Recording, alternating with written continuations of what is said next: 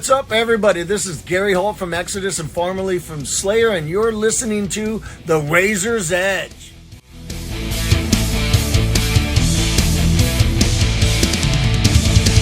Welcome back to The Razor's Edge. My name is Chris. I'm joined by the incredible Ithaca here at ArcTanGent. Thank you so much for joining me today, guys. How are we doing? Yeah. We're good. I mean, there's a bit of a numbness, honestly. It's still all landing, I think, is the short answer. Like, it really is. I mean, even as we've been going around just talking about it now to lovely people like you, like, it's really kind of... Yeah, I crashed out.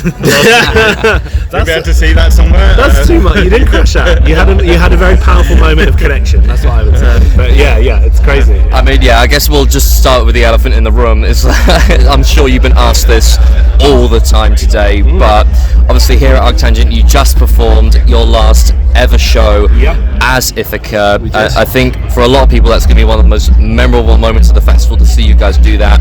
What a way to bow out, guys. It was an incredible show. Congratulations with that. So I had to ask, I know we just alluded to it, but I want to delve deeper. How are you guys feeling right now?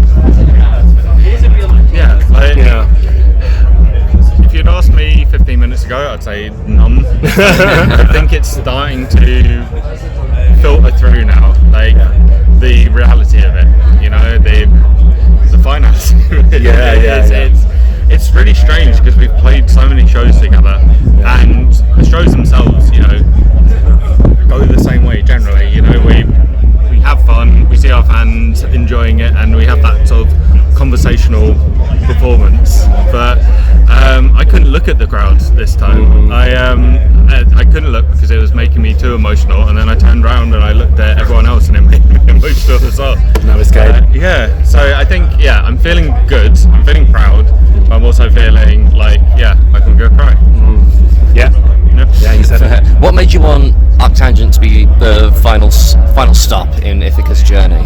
Yeah, well, I think it's a festival. It's always been a kind of pivot point festival for the band. Like, every time we played, that has represented a kind of new fork in the road in a good way, and we've always been treated incredibly well here, not just by the team but especially by the fans. Like, this is a real music lovers festival in many ways, right? Like, everybody here is, can I swear on this? Sorry. Oh, go for it. Everyone in here is fucking devoted to music. Like, they've got these airtight schedules all day because they want to see every single band, even from the tiniest little, one step up from kind of pub bands who are getting their first, which is what we used to be when we were getting our first big break here, to the massive headliners. Just an incredible place to be, and very it's hallowed ground for us, for sure. For sure.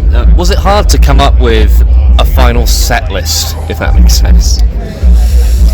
Not really, to be honest, because we knew what we needed to play in that sense. We knew what we wanted to play, and really it was just the songs that we love the most, and we hope that people love the most. Really, I don't know. I think that's it. And the only difficult thing was, chopping it down.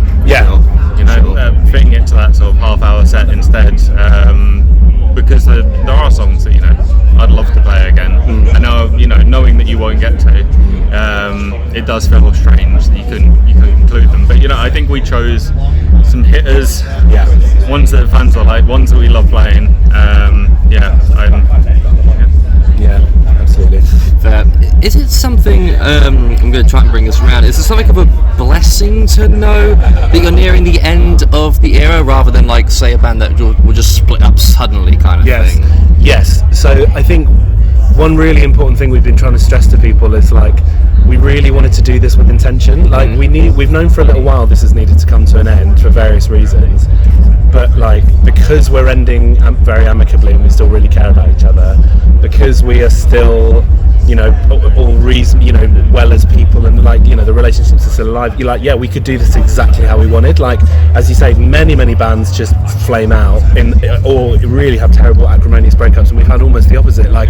The London headline show, it was just crying the whole time. We were able to really mark it with intention and with finality.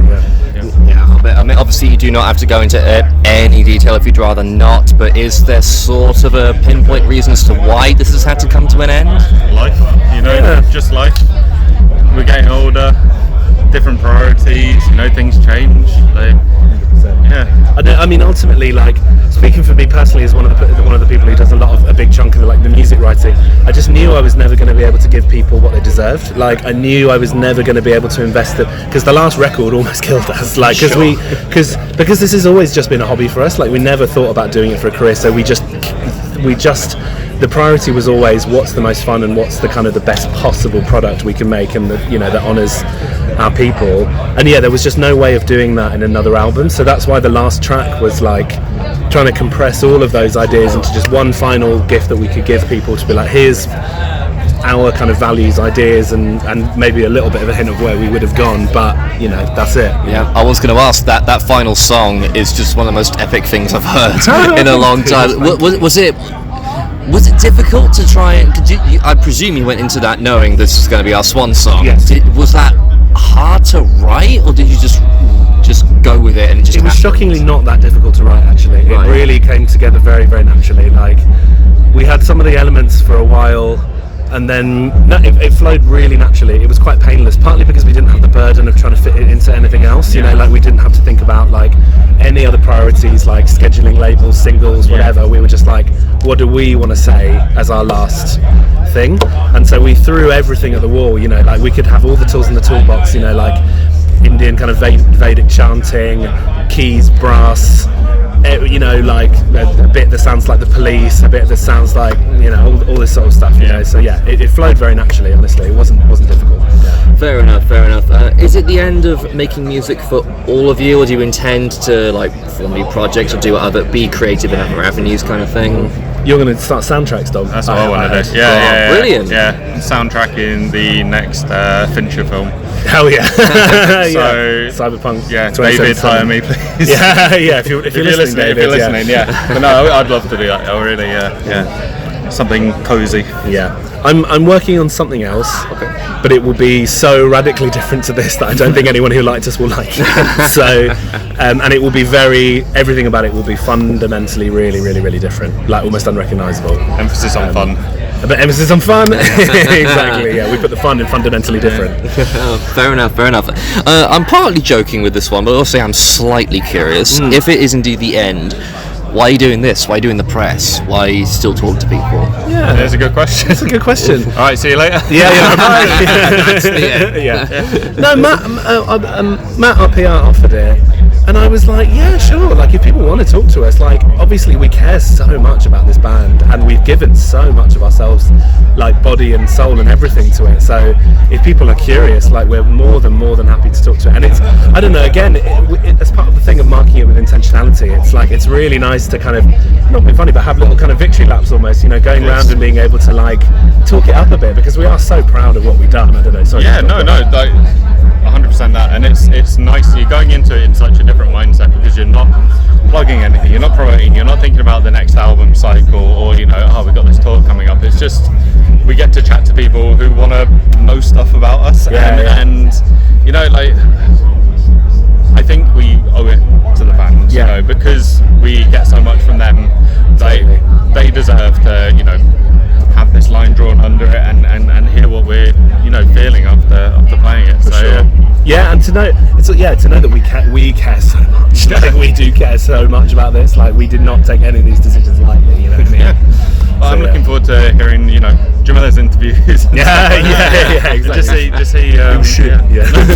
Brilliant, cool. I just have one final question for you guys. Obviously, it's at the end of an era for Ithaca, but can you point to one career highlight across the life of this band?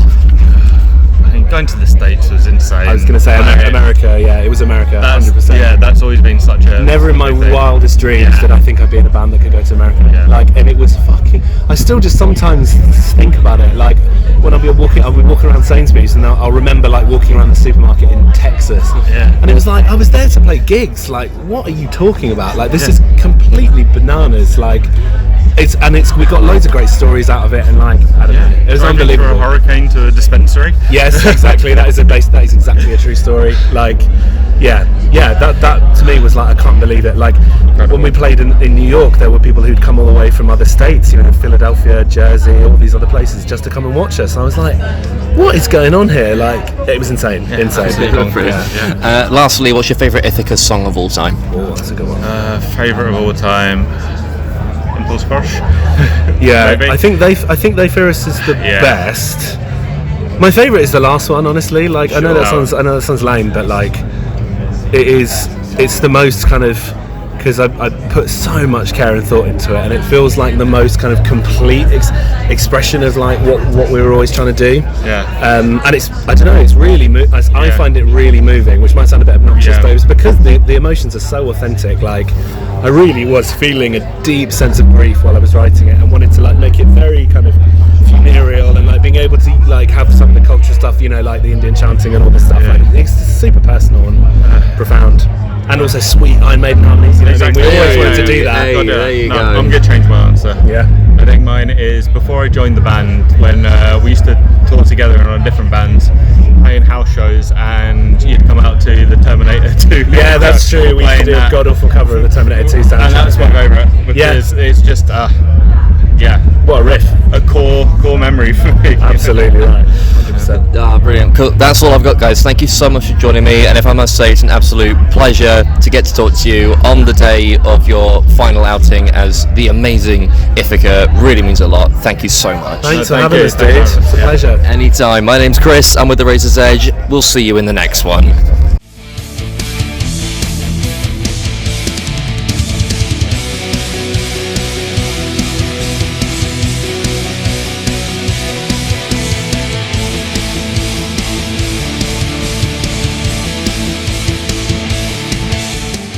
Thanks for listening. Make sure you keep up to date with all of our interviews by subscribing to our channel. For all the latest news, reviews, interviews, and more, head over to our website, www.therazorsedge.rocks.